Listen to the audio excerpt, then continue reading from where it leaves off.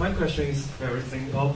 How do you see the conflict between freedom and democracy, since many people think democracy is a system that the majority bullies minority? Thank you. So whenever somebody starts off a question by saying it's simple, you know.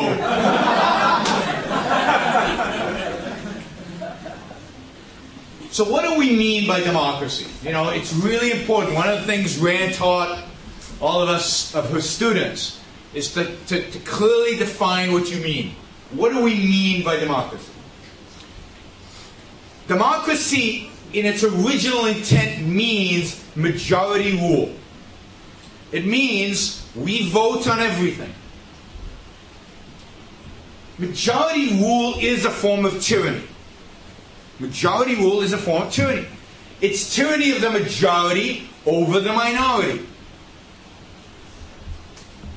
And everywhere that it's practiced as pure majority rule, it's a disaster. And it leads to huge violations of individuals' lives, individuals' freedoms.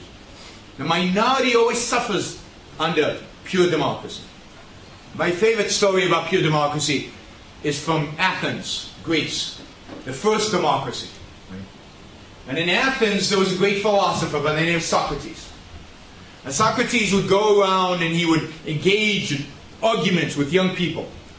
And the people of Athens were very worried because he would challenge the religion. And they said, ooh, Socrates is corrupting our youth. What are we going to do about it? Well, they realized the only thing to do about it was to kill him. Because you couldn't silence Socrates. This is his passion. So they got together and they voted. Right? Democracy. What should we do with Socrates? Kill him. 51% said yes. Right? Maybe it was 60, maybe it was 70, maybe it was 99%. Doesn't matter. It was a majority. So they give Socrates the cup of poison to drink, to kill him.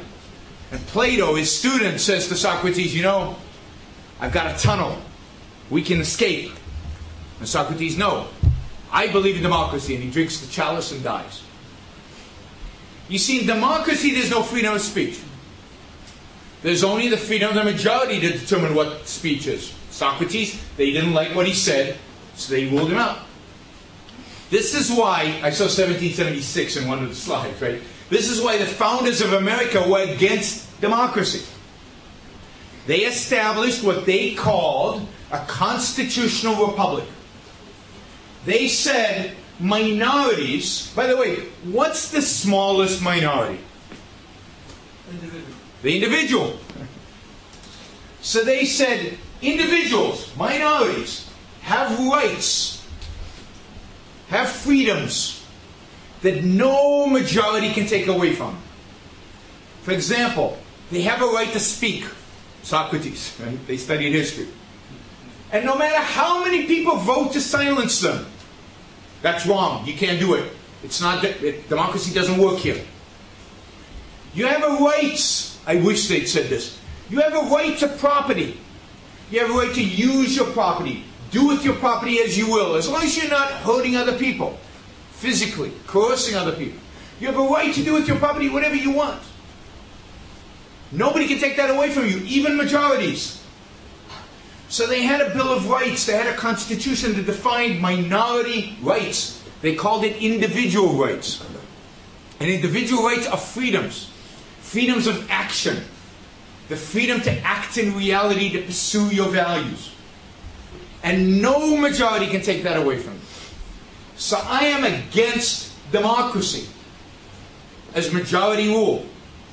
I believe in constitutionalism, where a constitution protects clearly, unequivocally, the rights of individuals. And then, yes, we can vote for representatives, but the representatives can't do anything. Because we have this clear-cut definition of our individual freedoms. So in my view, government should only do three things.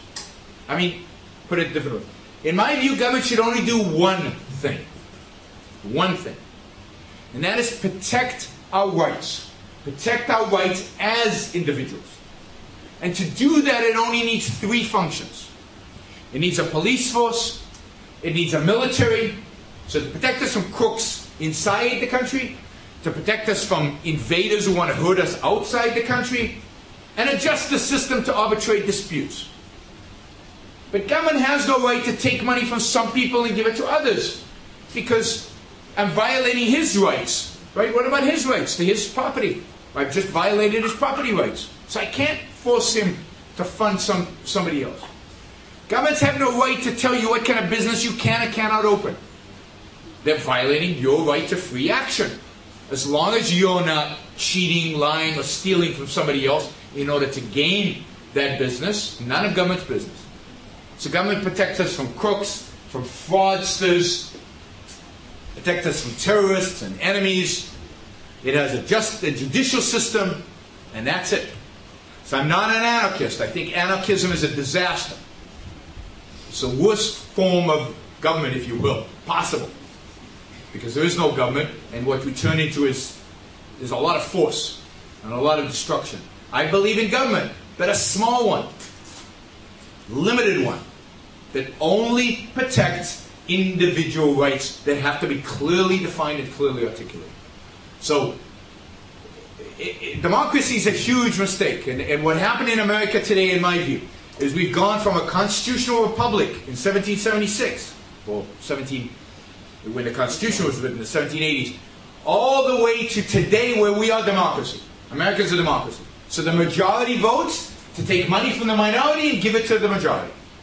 The majority votes that they want people to eat only this kind of food. The majority votes that people should only do this on Sunday.